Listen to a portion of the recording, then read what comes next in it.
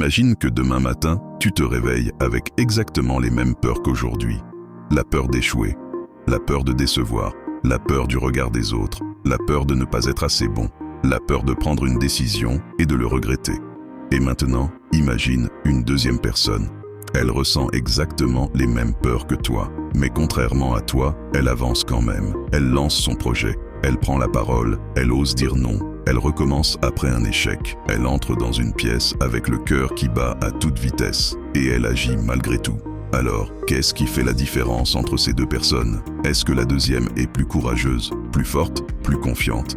Pas forcément. Et c'est précisément là que se trouve la vérité que personne ne t'explique suffisamment. Tu n'as pas besoin de supprimer tes peurs pour devenir fort. Tu dois apprendre à t'en servir, parce que ta peur n'est peut-être pas l'ennemi que tu crois. Elle pourrait même être l'un des meilleurs indicateurs de la direction que tu devrais prendre. Mais pour comprendre ça, il faut d'abord comprendre quelque chose de fondamental. La peur n'apparaît pas uniquement lorsque tu es en danger. Elle apparaît aussi lorsque tu es sur le point de sortir de ce que tu connais. Et ton cerveau déteste l'inconnu. Imagine un homme debout devant une porte. Derrière lui, il y a sa vie actuelle. Tout est familier, ses habitudes, ses excuses, ses problèmes, ses regrets. Mais devant lui, derrière cette porte, il y a quelque chose qu'il désire profondément. Un nouveau travail, une relation, un projet, une transformation, une nouvelle version de lui-même. Il pose la main sur la poignée et soudain, son cerveau lui dit « Et si tu échouais ?» Il retire sa main. Quelques secondes plus tard, une autre pensée arrive. « Et si les autres se moquèrent de toi ?» Il hésite. Puis une troisième. Et si tu n'étais tout simplement pas capable? Alors il fait ce que nous faisons tous parfois. Il recule et il retourne dans une zone qu'il connaît. Le problème, il n'a pas vaincu sa peur. Il lui a simplement appris à décider à sa place. Et c'est là que tout commence. Parce que la première étape pour transformer ta peur en force n'est pas de te répéter que tu n'as pas peur. C'est d'arrêter de considérer la peur comme une preuve que tu dois t'arrêter. La peur est une émotion, pas une décision. Elle peut te signaler un danger réel, mais elle peut aussi simplement signaler quelque chose de nouveau. Et ces deux situations ne doivent surtout pas être confondues. Si tu te retrouves face à un danger physique réel, la peur peut te protéger. Mais si tu ressens cette boule au ventre avant de parler en public, de lancer une entreprise, de publier ton travail, de demander quelque chose, de quitter une situation qui ne te convient plus, alors pose-toi cette question. Est-ce que je suis réellement en danger ? Ou est-ce que je suis simplement en train de sortir de ma zone de confort?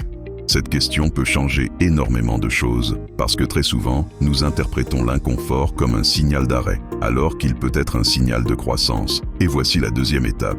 Tu dois arrêter de demander « Comment faire disparaître ma peur ?» et commencer à demander « Qu'est-ce que cette peur essaie de me montrer ?» Parce qu'une peur contient parfois une information. Tu as peur d'échouer? Peut-être que ton projet compte réellement pour toi. Tu as peur du jugement? Peut-être que tu accordes énormément d'importance à ce que tu construis. Tu as peur de perdre? Peut-être que tu tiens profondément à quelque chose. Tu as peur de ne jamais devenir la personne que tu veux être. Alors peut-être que cette peur te révèle exactement ce qui est important pour toi. La peur peut donc devenir une boussole. Pas une boussole qui te dit toujours où aller, mais une boussole qui te montre parfois ce qui compte vraiment. Imagine un sportif quelques minutes avant une compétition. Il est seul. Ses mains tremblent légèrement. Son cœur accélère. Il pense à toutes les heures d'entraînement. Et soudain, une pensée traverse son esprit. Et si je perdais? Il pourrait interpréter cette sensation comme une faiblesse. Mais il peut aussi se dire, si j'ai peur, c'est parce que ce moment compte pour moi. La sensation est la même, mais son interprétation change. Et cette interprétation change son comportement. Voilà quelque chose de fondamental. Tu ne contrôles pas toujours la première émotion qui apparaît, mais tu peux apprendre à contrôler ce que tu en fais. Et c'est là que commence le véritable courage. Le courage n'est pas l'absence de peur. Le courage, c'est la capacité à avancer alors que la peur est encore présente. Parce que si tu attends de ne plus avoir peur avant d'agir, tu risques d'attendre toute ta vie. Tu attends de te sentir prêt, puis tu attends d'avoir confiance, puis tu attends le bon moment, puis tu attends d'être certain. Et pendant que tu attends, le temps passe. Ton projet reste dans un tiroir. Ton idée reste dans ta tête. Ton message n'est jamais envoyé. Ta candidature n'est jamais déposée. Ta conversation n'a jamais lieu.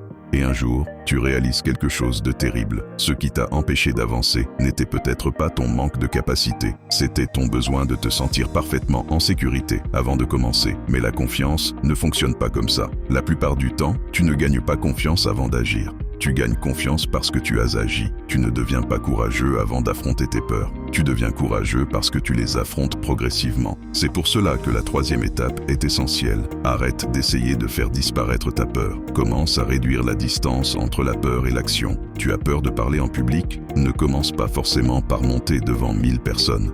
Commence par parler devant une personne, puis 3, puis 10. Tu as peur de lancer ton projet?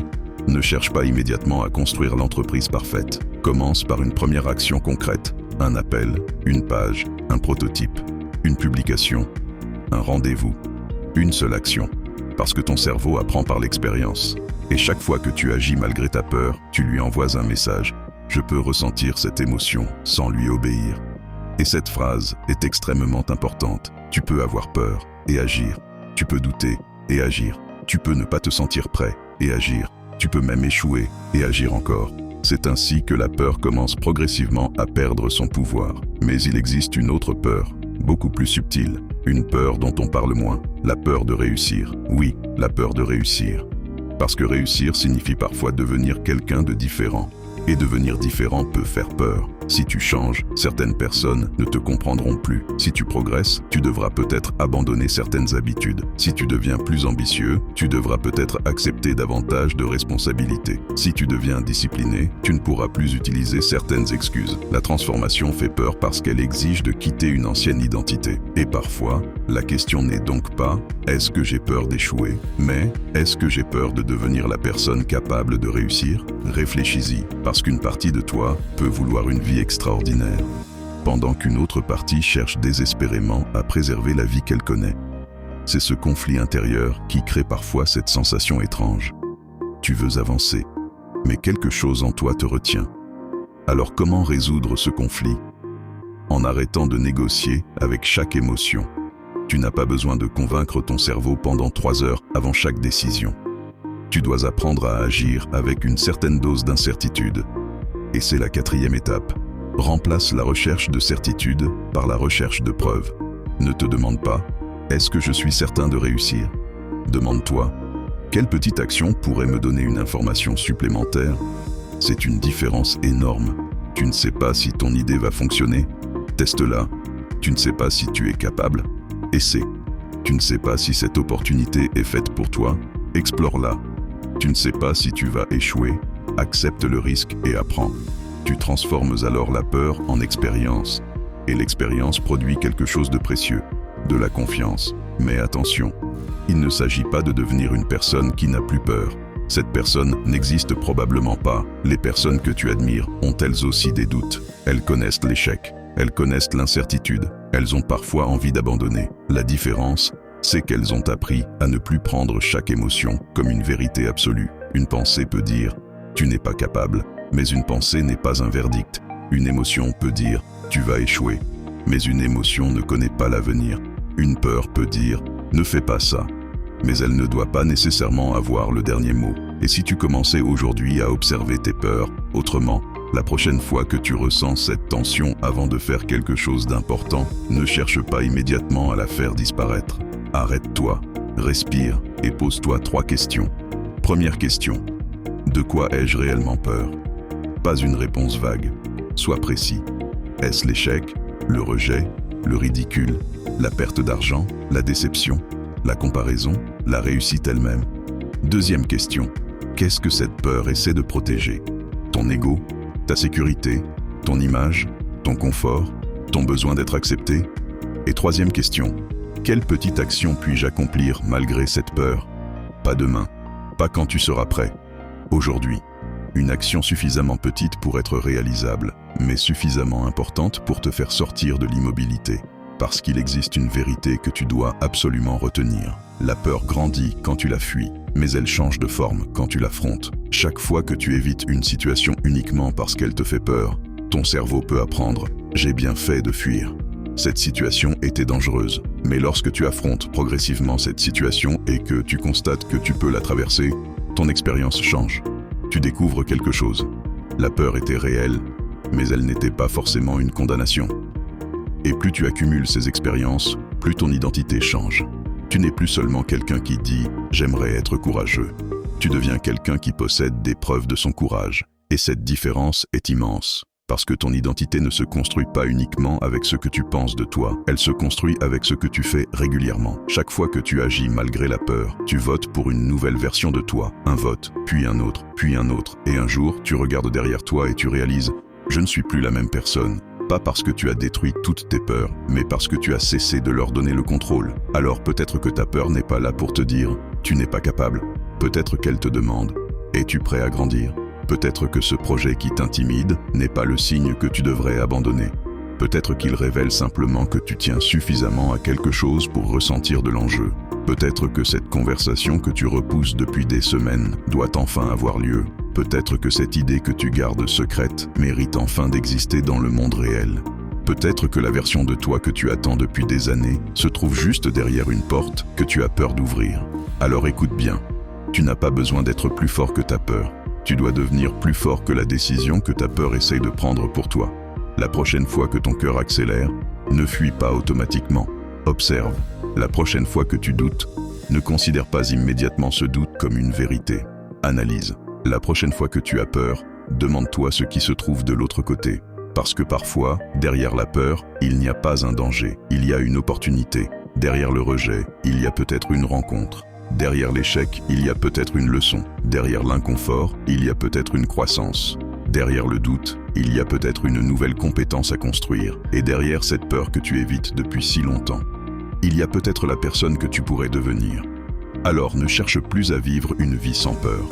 Cherche à construire une vie dans laquelle la peur ne décide plus à ta place.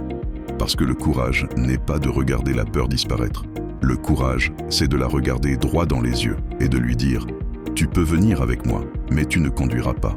Et peut-être qu'à partir d'aujourd'hui, tu ne verras plus jamais tes peurs de la même manière, parce que certaines peurs ne sont pas des murs, ce sont des portes. Et la seule chose qui te sépare parfois de la vie que tu veux, c'est le courage de tourner la poignée. Alors maintenant, pose-toi une dernière question. Quelle est la peur qui contrôle encore une partie de ta vie? Et surtout, quelle est la toute petite action que tu peux accomplir aujourd'hui pour reprendre le contrôle? Écris-la, fais-la, même imparfaitement, même avec le cœur qui bat, même avec le doute. Parce qu'un jour, tu regarderas cette période de ta vie en arrière et tu comprendras peut-être quelque chose d'essentiel. Tu pensais que tu devais vaincre ta peur pour avancer, alors qu'en réalité, tu devais simplement apprendre à avancer avec elle. Bienvenue dans la prochaine version de toi, bienvenue sur Mindset au Max.